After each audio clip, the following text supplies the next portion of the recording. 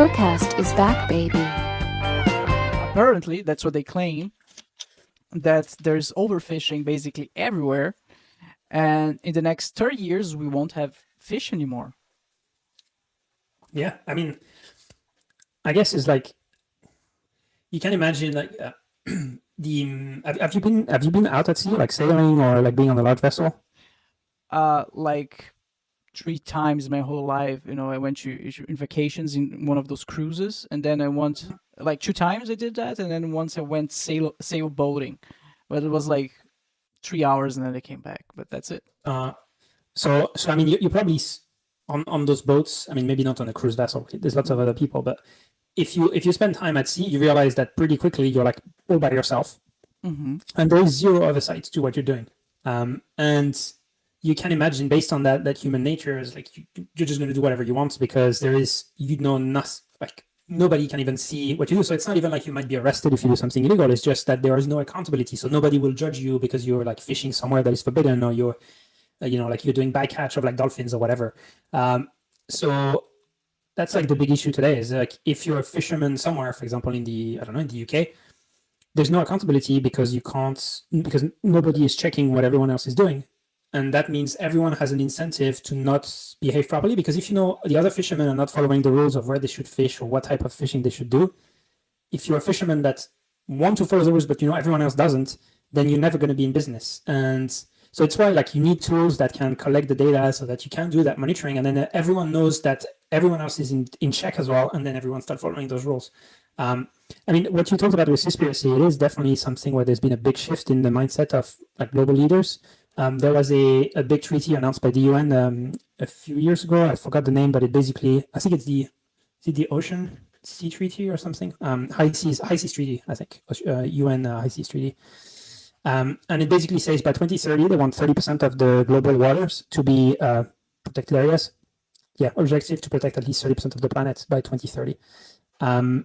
And so there is a realization that we need to do much better with how we manage the ocean. But the issue becomes again, like, sure, it's great to declare things that's like protected, but if you don't have the means to know what's happening in those protected areas, then it's kind of like pointless. That's actually an interesting reason. In Uruguay, they have, I think it's like less than 1% of their waters that are protected.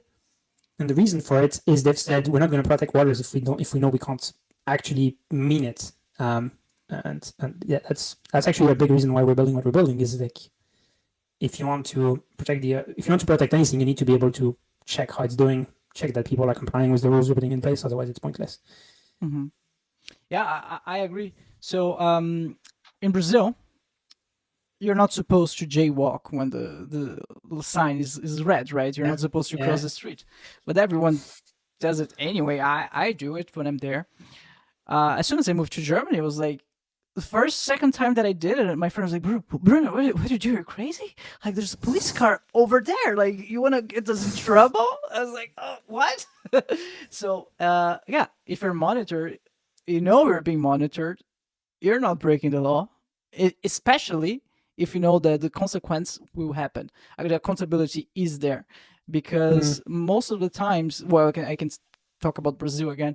The laws they exist. They are there. Like, people know what they're supposed not to do, but they just don't care because there's no accountability there. Like, there's no repercussion. So whatever, like, who cares? Yeah. But imagine, like, that's the thing, like in a streets where you have that, you've just said, like, I think it's the same in France. Like, I mean, I'm from France, and people don't, like, French love to not follow the rules, I think. Yeah. It's and I guess it's a Latin thing. Maybe it's but Brazil has like a similar traits. But in those environments, like when you're jaywalking, you have accountability because tons of other people are there. And if there was, like, if someone wanted to actually enforce these things, you could put cameras. Like, it's not a difficult problem to solve. But if you're talking about the sea, where it's like 70% of the planet is covered by waters, whilst I think cities are maybe less than 2%. And those 2% have tons of people. So it's very easy to monitor what's happening in those areas. But for that 70% massive area where nobody is there, and because of that, the number of instances of bad behavior per unit surface is going to be very low. Like, because if you have not many people in a massive area, it's much harder to monitor. So yeah, it's kind of like a great example of the jaywalking, because that's like, in the city center, lots of people, easy to monitor, and still you have those behaviors. I mean, jaywalking is not that big of an issue, but like if you're talking out at sea, it's so much harder. Like you can't put sensors on a post somewhere. Like the only way you do that is by having a boat going super far or a plane.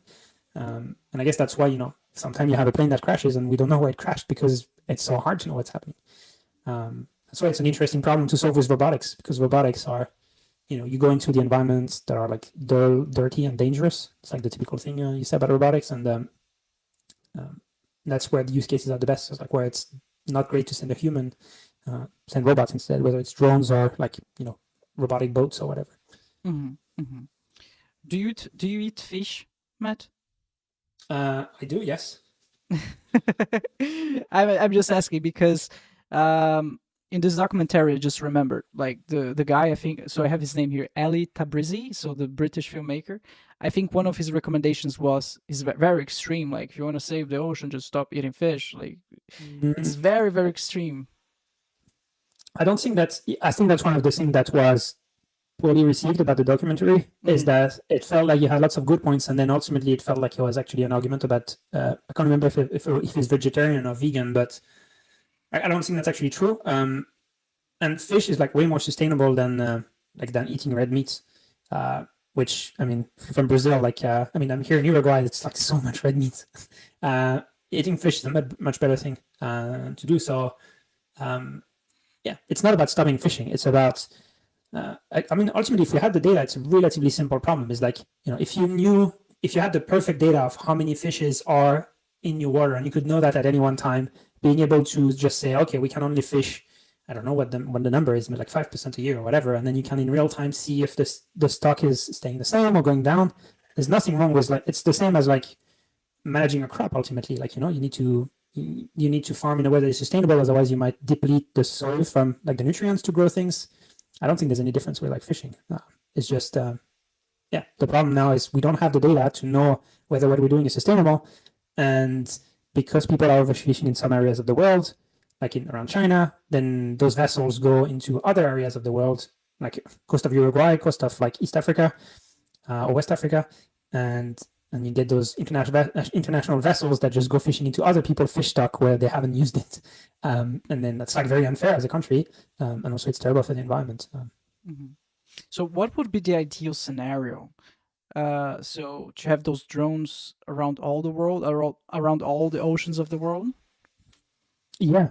So yeah, I think that's, but not necessarily just flying drones. Like, because by the way, the term drone is kind of confusing because you could also use it to talk about a robotic vessel, like a boat. So it's just, you need lots of robotic assets that will carry sensors at a very, very low cost and just give you an accurate, like almost like a digital twin of the planet, if you will, where everyone could see like exactly what's happening in real time everywhere, and then proper rules about like how do you manage that. But I think it's completely inevitable that it will happen. Like and there's no fundamental physics rules that we need to break to make that happen. It's just like, you know, the resources to develop all of this. And so, for example, we have some projects with our drones. I talked about, you know, having robotic hangars that you install, and it's like an infrastructure on the ground where the drones fly by themselves to and from. There's nothing stopping you putting that on a boat. And then you have those robotic boats that maybe travel 1,000 kilometers away from the shore. And from there, you have those small, nimble, high-speed drones that give you an area, like monitoring much further out from the shore. And then, you know, pretty soon, anyway, with Starlink, you'll have like very high bandwidth internet everywhere. So that boat can be 1,000 kilometers away from the shore. You still have real-time data on what's happening there. So I think that the long term is you will have these vessels everywhere with small planes, robotic flying from them, collecting data all at the same time, having computer vision, automatically detecting things, and you will have like in real time, you'll be able to see exactly how many boats there are, where, doing what, how are they fishing. And also these drones, it's not just about the boat, they will be able to tell you where are the marine mammals. Maybe they will take samples of water and they will be able to tell you there are things called the eDNA. So it's like you can, by looking at the content in the water, you can tell what is the species in that water. That's basically the DNA they leave behind them. So you will be able to tell basically in real time how the ecosystem doing it globally. And again, I think it's going to take a while, but that's inevitable that you will have this at some point.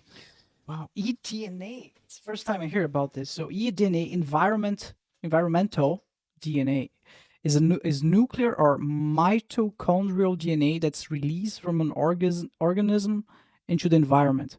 So basically, dead fish cells and stuff like that. Yeah. Feces, mucus, okay, gametes. So those vessels, the ones that go underwater, are they capable of collecting eDNA nowadays? Yeah. But what I'm not an expert specifically on that field. So from my understanding right now, the way you do an eDNA collection is it's typically like, a science survey type of analysis. So you have a team of scientists that go on a boat. That boat goes far out to sea. Then you lower a water collection mechanism. Then you get that water in, and then you bring it back to a lab, and then you analyze it in the lab. I don't know what's the state of development of that technology and how soon it's going to be able to collect the data and analyze it in real time when it gets collected, or analyze it on the boats. So right now you need to get it back to a lab. So you need to collect it and then bring it somewhere. Got it. But the drones that you're developing at Marble right now, they're just flying, right? We can hover. The drone takes off and land vertically, so it can hover. And we have design concepts to be able to, you take off vertically hovering, you accelerate flying forward, and then maybe 20 kilometer, 30 kilometer away from the shore, you do another hover where you lower on a cable, like with a reel, you lower a container into the water, you take a water sample as you hover, reel it back in, and then you transition again, fly back, and then you can deposit that sample back on shore. We don't do that yet, but that is, I think that that's going to be something of very high value. Because today, if you want to get a sample far outshore, you need to go with a boat. So you need to have staff on board, and it's just really expensive and polluting. Watch full episodes of the BRUCAST on the main YouTube channel, youtube.com/@brewfrasca.